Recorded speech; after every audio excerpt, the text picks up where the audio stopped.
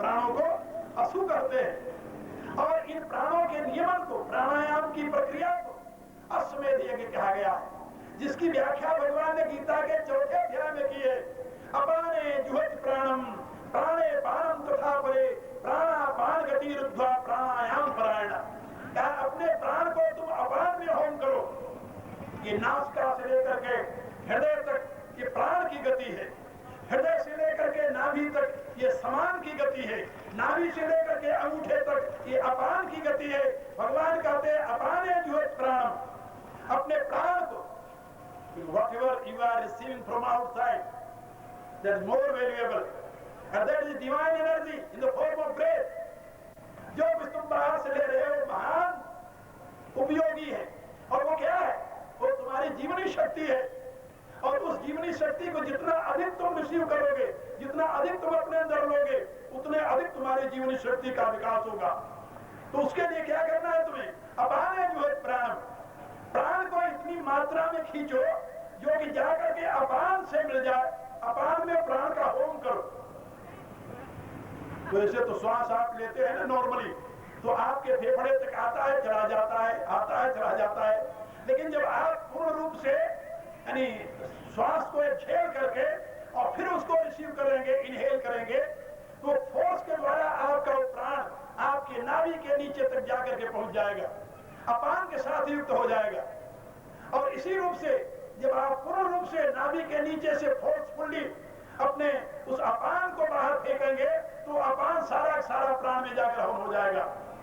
ये भस्त्रिका प्राणायाम की प्रक्रिया है, और इसको महर्षि पतंजलि ने बड़े विस्तार के साथ इसका संकेत किया है।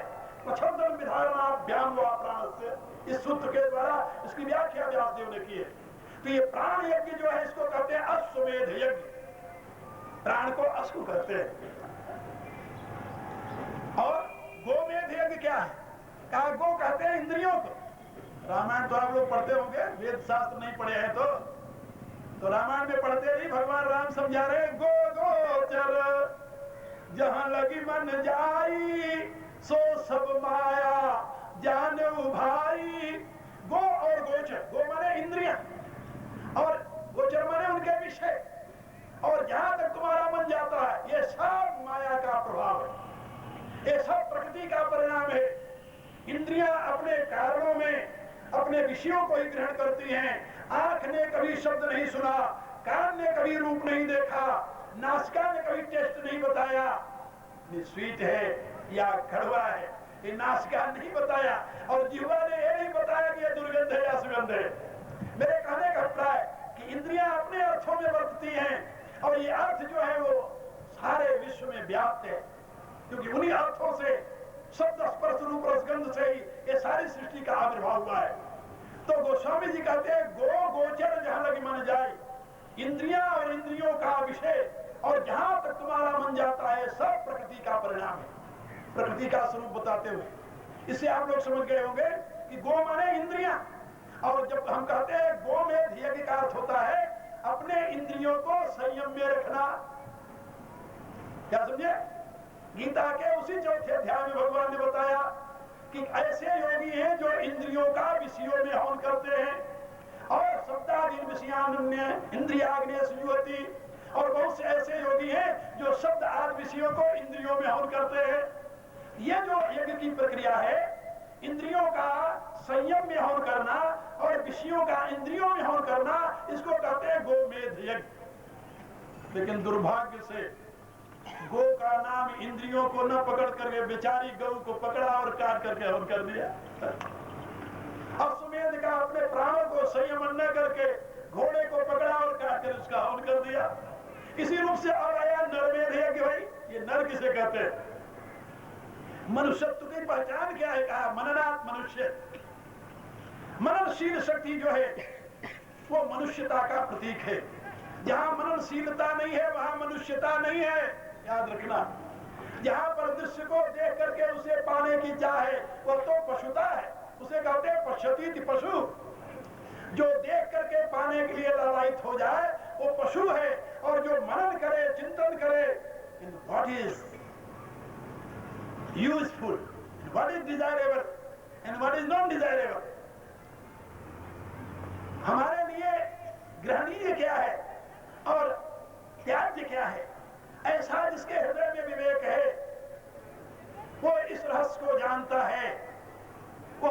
मननशील व्यक्ति ही मनुष्य कहलाने का अधिकारी है। मननात् मनुष्य, मननशील होने के नाते वो मनुष्य, ये आस्काचार की घोषणा है। अब आप समझिए, मननशील का मूल आधार क्या है? का मन। इसीलिए बताया गया मन एवं मनुष्याणाम कारणम बंध मोक्ष। मनुष्यों का मन जो है यही बंधन और यही मुक्ति में कारण है। मन एवं मनुष्याणाम कारणम बंध मोक्ष। मनुष्य का मन ही बंधन और मुक्ति में कारण है और कुछ कारण नहीं है। क्योंकि जहां पंचकोशात्मक जीवन की व्याख्या की गई है वहां संक्षेप में बात समझाया गया है कि अन्नमय कोश, प्राणमय कोश, ये दो कोश संसार से संबंधित हैं। बीच में मध्य में मनोमय कोश है और मनोमय कोश से ऊपर है विज्ञानमय कोश और आनंदमय कोश। ये दोनों उस परम तत्व से संबंधित हैं। आप लोगों ने सुना होगा पंचकोशात्मक जीवन की प्रक्रिया। अन्नमय कोश, प्राणमय कोश, मनोमय कोश, विज्ञानमय कोश, आनंदमय कोश। बीच में है मनोमय कोश। यदि मनोमय कोश जिसके नाते आप मनुष्य बने हैं, या मनोमय कोश यदि अन्नमय और प्राणमय के साथ लग जाए तो आपको गर्त में ढकेल देगा, और यही विज्ञानमय आनंदमय के साथ जुड़ जाए तो फिर आपको ऊर्ध्व गति प्रदान करेगा। क्योंकि ऊर्ध्वं गच्छन्ति सत्त्वस्था, मध्ये तिष्ठन्ति राजसा, जघन्य गुण वृत्तिस्था अधो गच्छन्ति तामसा। गीता के 14वें अध्याय में भगवान ने बात समझाई। इससे आप लोग समझ गए होंगे मनुष्यों के उत्थान और पतन में मन ही कारण है। मन यदि अधोमुखी हो जाए उनका पतन होता है, मन ऊर्ध्वमुखी हो जाए उनका उत्थान होता है। तो जहां पर उत्थान और पतन की ये प्रक्रिया समझाई गई है, वहीं पर यह बात भी बताई गई है कि मनुष्य को चाहिए कि वह अपने अहम से संबंधित, जिसमें उसे मनुष्य नरत्व है, उसका वो परमात्मा में समर्पण कर। पहले आप प्राण के द्वारा अपने बाह्य शक्ति को कंट्रोल करें, फिर इंद्रियों को संयम में ले आवे, और फिर अपने मन को या अपने अहम को, मन क्या है? Movement of your thought. Mind is nothing but movement of your thought, and thought is your ego. I offness is called thought. जहां आप मैं का जागरण किए अपने आप में, वहीं आपके विचार प्रारंभ हो जाते हैं, वहीं से मेरा शुरू हो जाता है। मैं के साथ मेरा संबंधित है। इससे आप समझ गए होंगे कि आप यदि अपने उस अहम का, अपने उस मनुष्यत्व का उस परमात्मा में पूर्ण रूप से समर्पण कर दे तो आपका हो जाएगा नरमेध यज्ञ। क्या समझे? तो नरमेध यज्ञ, गोमेध यज्ञ, अश्वमेध यज्ञ, ये तीन प्रकार के यज्ञ आपके श्रेष्ठतम लक्ष्य को प्राप्त करने की विधियां हैं। लेकिन दुर्भाग्य से इनके रहस्य को न जानने के नाते तत्कालीन तथाकथित पंडितों ने, जो केवल वेद के मंत्र रखते रहे, जो उनके शाब्दिक अर्थ को पकड़ते रहे, उन्होंने इस देश में मनुष्यों को काट करके, गौओं को काट करके, पशुओं को काट करके, अश्वों को काट करके हवन देने की विधि तैयार कर दी और कहा कि इससे तुम्हारा उद्धार हो जाएगा। उस काल में भगवान बुद्ध का आविर्भाव हुआ। उन्होंने अपने विचारों के द्वारा भारत में क्रांति ले आए, और क्रांति लाकर उन्होंने कहा कि यह प्रक्रिया गलत है, यह वेद की सीख नहीं है। जब उनसे कोई पूछता कि महाराज आप क्या बता सकते हो कि सृष्टि कैसे बनी, सृष्टि में हम क्यों आए, और इससे हमारा उद्धार कैसे होगा, जो वेद के मुख्य सिद्धांत थे उपनिषद के, इस विषय में कोई पूछता तो कहते हैं अति प्रश्न है, इसकी चर्चा करने की जरूरत नहीं, क्योंकि वो जिस काम के लिए लगे हुए थे, आए थे, उसी काम को उनको करना था। इसके बदले वो एक कहानी सुनाया करते थे कि एक बार एक व्यक्ति शराब पी करके मतवाला हो गया, और मतवाला होकर के वो रास्ते में जा रहा था। तो वहां गटर जिसे कहते हैं आजकल की भाषा में, ऐसे वहां पर एक गड्ढा था जो मलमूत्र से भरा हुआ था, और वो आदमी जा करके उस गड्ढे में गिर गया। जब गड्ढे में गिर गया, उसे चोट लगी तो होश आया, चिल्लाया अंदर से बचाओ बचाओ। लोगों ने आवाज सुनी तो आकर के वहां इकट्ठे होकर उसके लिए रस्सी अंदर फेंक दिया कि भाई रस्सी पकड़ो, हम तुम्हें बाहर तलवार खींचेंगे। उस व्यक्ति ने कहा कि देखो मेरे 4 प्रश्न हैं, इन चारों प्रश्नों का उत्तर दे दो तो मैं बाहर आऊं। पूछा भाई 4 प्रश्न क्या है तुम्हारे? कहा पहला प्रश्न यह है कि इस गड्ढे को किसने बनाया, ये बताओ पहले। और दूसरा ये बताओ कि इसमें ये मलमूत्र कहां से आ गया। और तीसरा ये बताओ कि ये गड्ढा कब बना था। तो ये गड्ढा कब बना, इस गड्ढे को किसने बनाया, इसमें मलमूत्र कैसे आ गया। कहा चौथा प्रश्न क्या है। कहा चौथा प्रश्न है कि हम इसमें कैसे गिर गए, ये बताओ। यदि तुम चारों प्रश्नों का उत्तर दो तो मैं बाहर निकलूंगा, नहीं तो मैं बैठा रहूंगा। भगवान बुद्ध कहते हैं कि बाहर वालों ने कहा भाई तेरे चारों प्रश्न का उत्तर मेरे पास नहीं है। ये गड्ढा कब खोदा गया, हम थे नहीं, हमें क्या पता। किसने खोदा ये भी हमें पता नहीं है।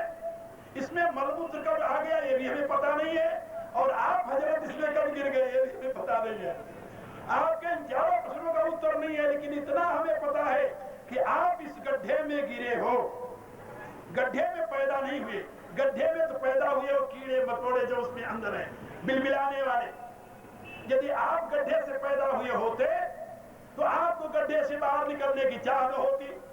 तो आप गड्ढे में बाहर से गिरे हो और रस्सी मैंने लटका रखी, इसको पकड़ो तो मैं बाहर निकाल दूं। मेरी राय यह है कि बाहर निकल करके फिर पता लगाना कि ये गड्ढा कब खुदा, किसने खोदा, मर कब गया, हम कैसे गिरे, ये बाद में पता लगाना। भगवान बुद्ध कहते थे इसी प्रकार से जो लोग ये पूछते हैं कि ये दुनिया कब बनी, ये दुनिया किसने बनाया, दुनिया में दुख कहां से आया और हम इस दुख में कहां से पड़ गए। क्या इन चारों प्रश्नों का मेरे पास कोई उत्तर नहीं है। हम इतना जानते हैं कि तुम इस समय दुख में जी रहे हो, संसार में आसक्त होकर के। हम तुम्हें ऐसी साधना बता सकते हैं जिसके नाते तुम संसार से बाहर आ जाओ। इतने हम कर सकते हैं। भगवान बुद्ध के समय की स्थिति अलग थी, लेकिन उपनिषदों के और वेद के तत्वदृष्टा मनीषियों के समय में ऐसी स्थिति नहीं थी। एक पश्चिमी विद्वान लिखता है उपनिषदों का अध्ययन करने के पश्चात कि जिस समय उपनिषदें लिखी गई है, अनुसंधान की गई है, उसमें भारत सही में स्वर्गीय सुख का आनंद लेता होगा।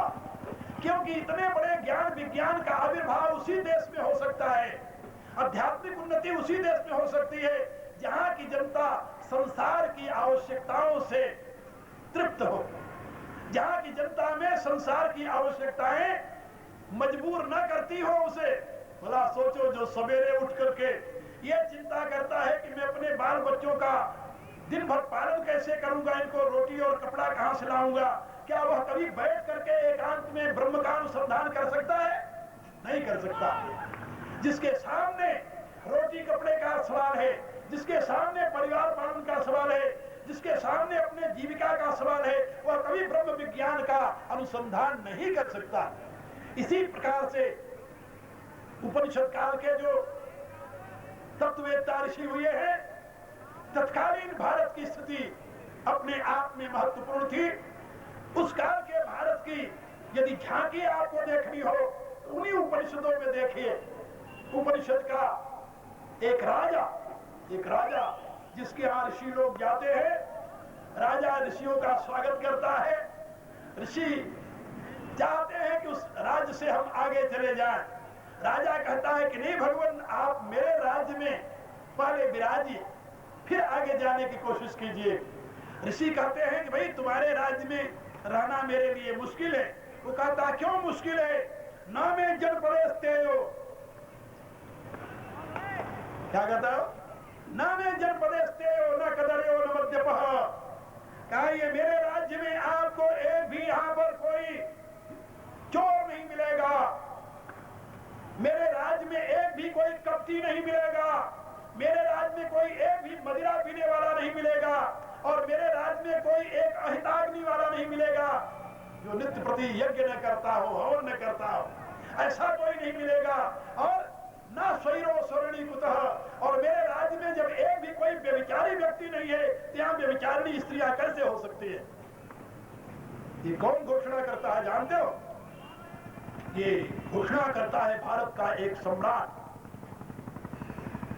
उस समय का कैसा शासन रहा होगा जिसके राज्य में ऐसा कोई नहीं था जहां चोरी का भय नहीं था, जो चोरी करता हो ऐसा कोई नहीं था, मद्यपान करने वाला कोई नहीं था, और कपटी धूर्त कोई नहीं था, और नित्य प्रति यज्ञ न करने वाला कोई नहीं था, और व्यभिचारी कोई नहीं था।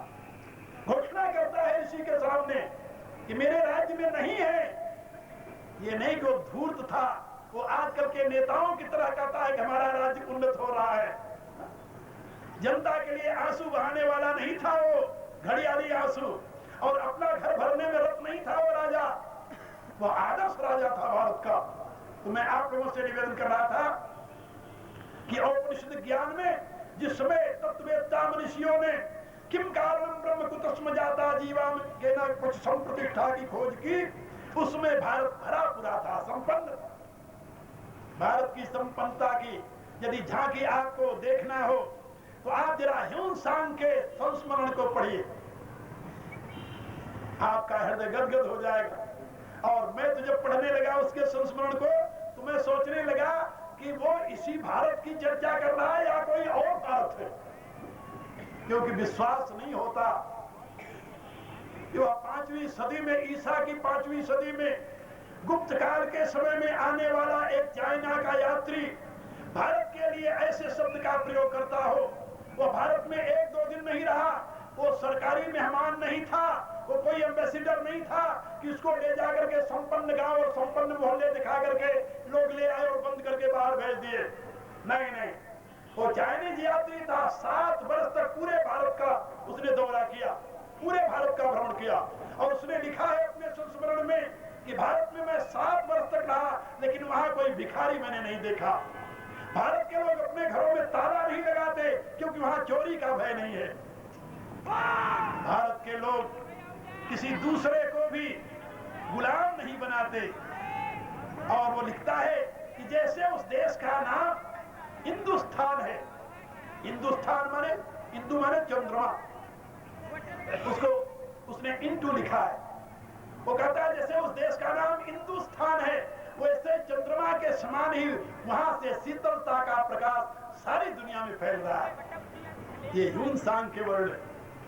तो मैं आपको बता रहा था कि भारतीय मनुष्यों ने जिस समय ज्ञान विज्ञान का आविर्भाव किया, उसमें भारत में रोटी कपड़ा और मकान की समस्या नहीं थी।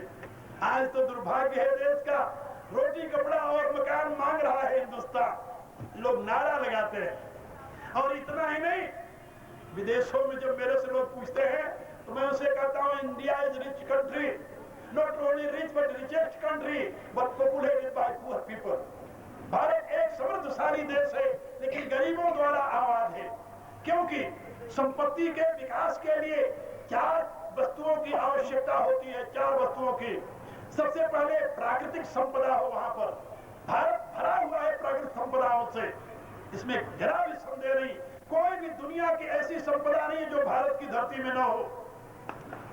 पहला नेचुरल सोर्सेज अंग्रेजी में से कहते हैं, और दूसरा है ability, ability search natural sources. और उसकी एबिलिटी की क्या पूछना है? आज भारत के योग्य नागरिकों की महिमा तो सारी दुनिया में फैली हुई है, सारी दुनिया। अमेरिका में 26,000 उच्चतम अवस्था में पहुंचे हुए डॉक्टर हैं भारतीय मूल के, जो वहां के बड़े बड़े अस्पतालों को कंट्रोल करते हैं। 1-2 नहीं, 26,000।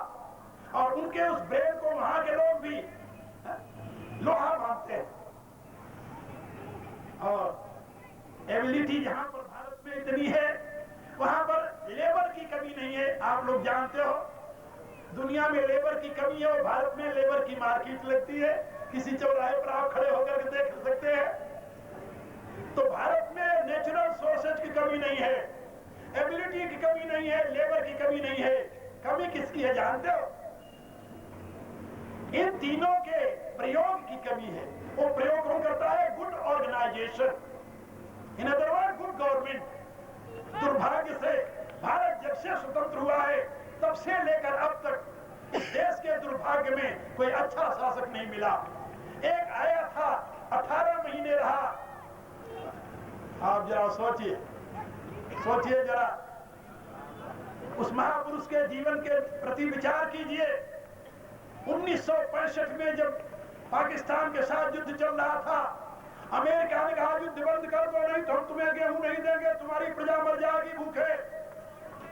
लाल बहादुर शास्त्री ने सेक्रेटरी को बुलाया, पूछा भाई कितने गेहूं की कमी है हमारे देश में। उसने कहा सरकार 5 लाख टन गेहूं की कमी है, 5 लाख टन। 5 लाख टन बहुत होता है भाई। उनकी विचारधारा देखिए।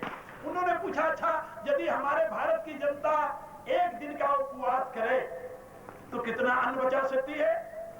कैलकुलेट करके उसने बताया 7.5 लाख टन।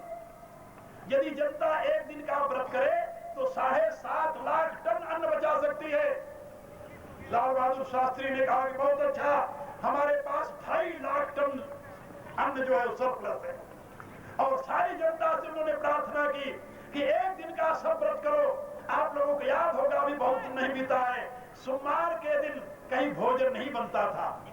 और उनके उस प्रेरणा से सारा भारत एक दिन का व्रत करके कोई भूखा नहीं मरा। आप लोग जानते हो, मशीन जो 7 दिन चले यदि तो घिस करके समाप्त हो जाए, इसलिए 6 दिन बाद एक दिन उसको ग्रीस देने के लिए बंद करते हैं। और तुम्हारी ये मशीनरी तो लोहे की नहीं है बल्कि मांस की बनी हुई है। और इस मशीनरी को यदि एक दिन का तुम व्रत करके रेस्ट दे दो तो तुम्हारा जीवन सार्थक हो जाए, अनेकों प्रकार के रोग से बच सकते हो। उस महापुरुष ने भारत को वह दिशा दी, भारत के स्वाभिमान को सुरक्षित रखते हुए, भारत के गौरव को सुरक्षित रखते हुए अमेरिका से कहा कि हम युद्ध बंद नहीं करेंगे, तुम्हारे गेहूं की मुझे कोई आवश्यकता नहीं है। और उस महापुरुष ने देखा कि भारत की धरती में इतनी शक्ति है कि वह भारत को ही नहीं बल्कि दुनिया को भोजन प्रदान कर सकती है। उसने 2 नारे दिए, जय जवान जय किसान। और उसका परिणाम यह हुआ कि यहाँ के लोगों को प्रेरणा मिली। जब भारत स्वतंत्र हुआ था तो उसमें 40 लाख की आबादी, 40 करोड़ की आबादी थी। उसमें 7 करोड़ में पाकिस्तान बन गया था। भारत के हिस्से 33 करोड़ लोग थे, लेकिन 33 करोड़ लोगों के लिए भोजन नहीं था। अमेरिका और कनाडा के उस सड़े हुए लाल रंग के गेहूं, अब मैं जब कनाडा में रहने लगा तो देखा कि वो लाल रंग का गेहूं क्या होता है। आप जानते हो, उस गेहूं को पहले डाल देते हैं, उसका रस निकाल लेते हैं। रस निकाल लेते हैं तो बाहर खूह ऐसा रह जाता है, केवल दाना दिखाई देता है, उसमें तत्व नहीं होता। उसके बाद में वो या तो सुअरों को डाल देते हैं, या तो बाहर फेंक देते हैं, या पशु को डाल देते हैं चारे के लिए। वो गेहूं भारत में आता था दान रूप में, और यहाँ की सरकार तत्कालीन 2 रुपए किलो में गेहूं बेचती थी यहाँ जनता को। आप लोगों को याद होगा। और वह गेहूं खा करके यहाँ के लोग जीवन बिताते थे। उस समय आबादी भारत की कितनी थी आप लोग जानते हो अच्छी प्रकार से। और इस समय आप देखिए, उस महापुरुष की प्रेरणा का ये परिणाम है कि हम 90 करोड़ की संख्या में रहते हैं, और तब भी आज अपने खाने के लिए नहीं बल्कि सरप्लस अन्न हमारे यहाँ होता है। 90 करोड़ जनता के लिए भी हम भोजन अपने आप को प्राप्त कर लेते हैं। और इस समय तो लाखों टन अन्न हमारा विदेशों में जा रहा है, बाहर के कई देश हमसे पल रहे हैं। तो मैं आप लोगों को ये बता रहा था कि सही दिशा प्रदान करने वाला, गुड ऑर्गेनाइजेशन प्रदान करने वाला, गुड गवर्नमेंट भारत के नसीब में नहीं हुई, और जो नेता है वो भारत को लूटने में लगे। ये दुर्भाग्य मूल में पड़ा। नाम लेते हैं डेमोक्रेसी की, डेमोक्रेसी तो पैदा होते ही मर गई थी। आप लोग मालूम है, डेमोक्रेसी भारत में आने ही नहीं पाई। जिस समय भारत आजाद हुआ उस समय यह हुआ, भारत का प्राइम मिनिस्टर कौन बनेगा, जिनको आप पूछते हैं राष्ट्रपिता के नाम से हाथ जोड़ करके। जब उनके सामने प्रश्न आया तो वहां पर सिंडिकेट में 16 मेंबर थे, 16। ये हुआ वोटिंग हो जाए, वोटिंग में 13 वोट मिले वल्लभ भाई पटेल को, और 3 वोट मिले थे जवाहरलाल नेहरू को, 3 वोट। लेकिन वो महात्मा जिसको आप कहते हैं, उसने कहा कि नहीं, मैं आमरण अनशन करूंगा यदि पंडित जी को प्राइम मिनिस्टर नहीं बनाया गया तो। क्यों भाई? इसलिए कि मैंने वचन दिया कि मैं तुम्हें प्राइम मिनिस्टर बनाऊंगा। डेमोक्रेसी कहां रही? बहुमत का राज्य कहां रहा? जिसको 3 वोट मिला था वो भारत का प्राइम मिनिस्टर बना। जब उसने कहा कि मैं आमरण अनशन करता हूं, मैं मर जाऊंगा, तो वल्लभ भाई पटेल ने कहा बापू तुम मरो नहीं, तुम मरो नहीं, हम अपना अधिकार छोड़ते। उन्होंने अपना अधिकार छोड़ दिया, डेमोक्रेसी का वही गला समाप्त कर दिया गया। आप जरा सोचिए, जिस महापुरुष ने बिखरे हुए 500 राजाओं को एक सूत्र में आबद्ध करके इस विशाल भारत की प्रतिष्ठा की, जो लौह पुरुष कहा जाता था, यदि वो प्राइम मिनिस्टर बना होता तो उसमें भारत की क्या गति होती। लेकिन दुर्भाग्य था, प्राइम मिनिस्टर वो बना जिसको भारत का पता ही नहीं था, जो भारत में बैठा हुआ डिस्कवरी ऑफ इंडिया लिख रहा था, यानी इंडिया की खोज। आप लोग भी आजकल देखे होंगे भारत की खोज, लोग आते गए और हिंदुस्तान बनता गया। मैं जब कभी पूछता हूं किसी से कि उससे पहले हिंदुस्तान नहीं था और क्या था भारत, जब यहाँ शक नहीं आए थे, हुंग नहीं आए थे, कुषाण नहीं आए थे, तातार नहीं आए थे, मुगल नहीं आए थे, उसमें इस देश का क्या नाम था?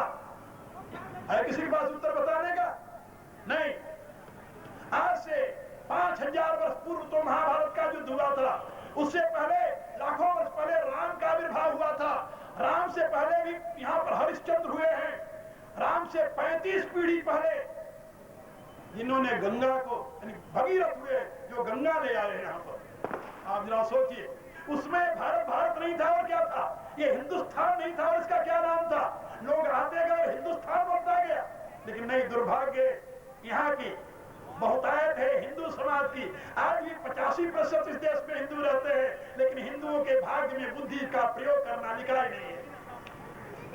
धर्म के नाम पर नाचने गाने में लगे हुए हैं। कोई आकर नाचने लगे, गाने लगे, कहते बड़ा धर्मात्मा है। यानी जीवन का इतना पतन हो जाएगा इस हिंदू समाज का, जिसके पास वेद ऐसा ग्रंथ हो, जिसके पास रामायण ऐसा आदर्श हो, जिसके पास गीता ऐसा ग्रंथ हो, जिसके पास उपनिषद ऐसे ग्रंथ हो, उस जाति का इतना पतन हो जाएगा धर्म के नाम पर, राष्ट्र के नाम पर, समाज के नाम पर, जाति के नाम पर। इसकी कभी कल्पना नहीं की जा सकती थी। लेकिन दुर्भाग्य है, क्या कहूं आप लोगों को।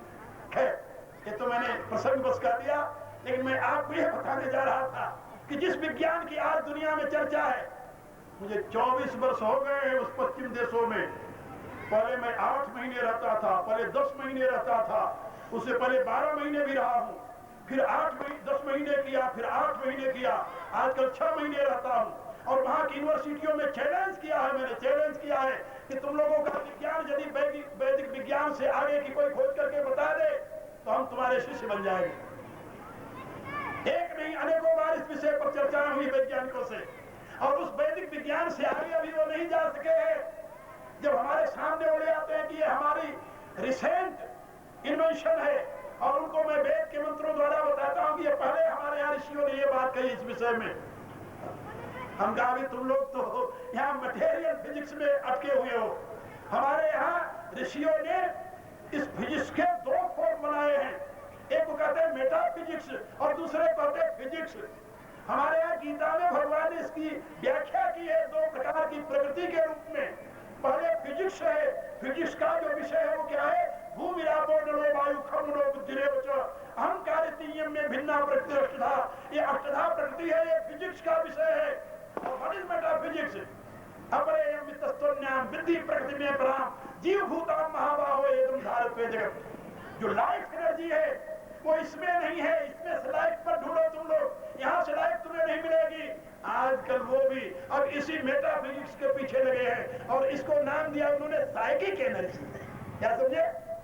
हाँ, अब एक हो गई एनर्जी और दूसरी हो गई साइकिक एनर्जी।